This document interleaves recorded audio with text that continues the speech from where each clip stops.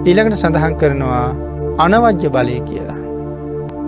මොකක්ද එතකොට මේ අනවජ්‍ය බලය කියලා කියන්නේ? අනවජ්‍ය බලය සඳහන් කරනවා අනවජ්‍ය කියලා කියන්නේ නිවැරදි බලය කියලා. එතකොට කුමක් සඳහාද?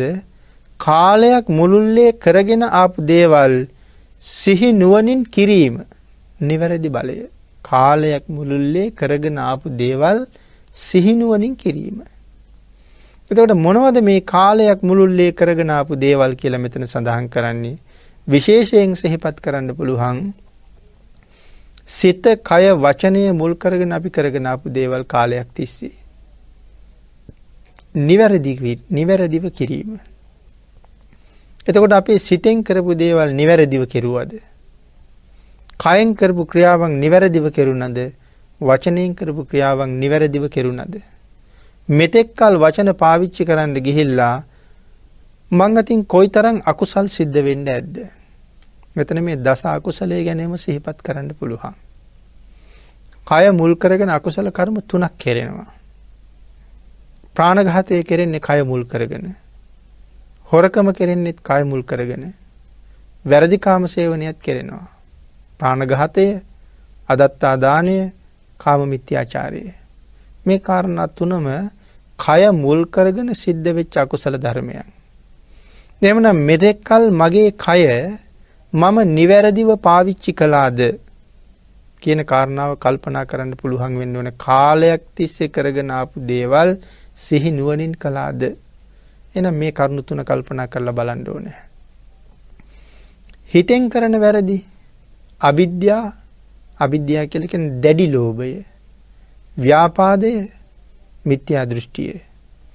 මේ අකුසල් මාතින් සිද්ධ වුණාද මෙතෙක්කල් කියලා හරියටම කල්පනා කරලා අවබෝධ කරන්න පුළුවන්කම තියෙන්න ඕනේ.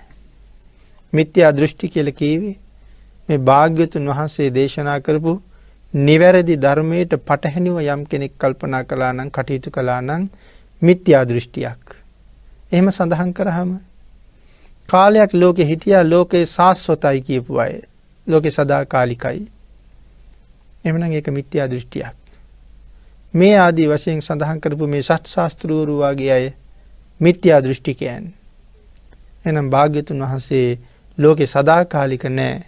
ලෝකේ යථා ස්වභාවයේ භාග්‍යතුන් වහන්සේ ඇත්ත ඇති හැටියටම පැහැදිලි කළා.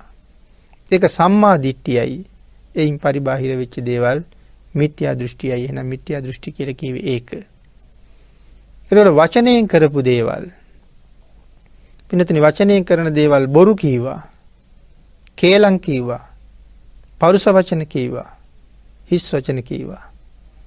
දැන් අපි ඔක්කොම කාලයක් තිස්සේම මේ දේවල් කරගෙන ආපු දේවල්.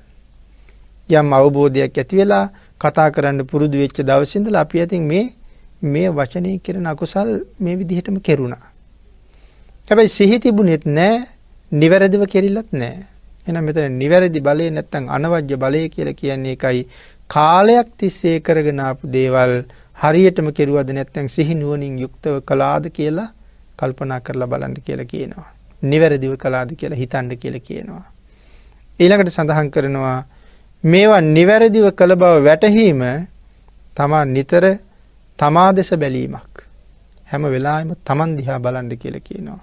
මේ කරන කියන දේවල් නිවැරදිව කරනවද මම? අනුන් දිහා බලන් ඉස්සලා තමන් දිහා බලන්න කියනවා. මගේ මේ සිතින්, කයෙන්, වචනයෙන් කරන දේවල් හරිද? නිවැරදිද මේවා?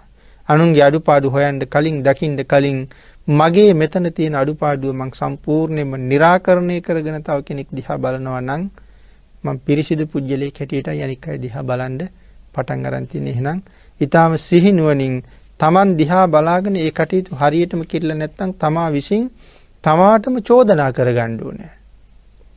තමන්ටම චෝදනා කරගෙන නිවැරදි වෙන්න උත්සාහ කරන්න ඕනේ නිවැරදි බලය.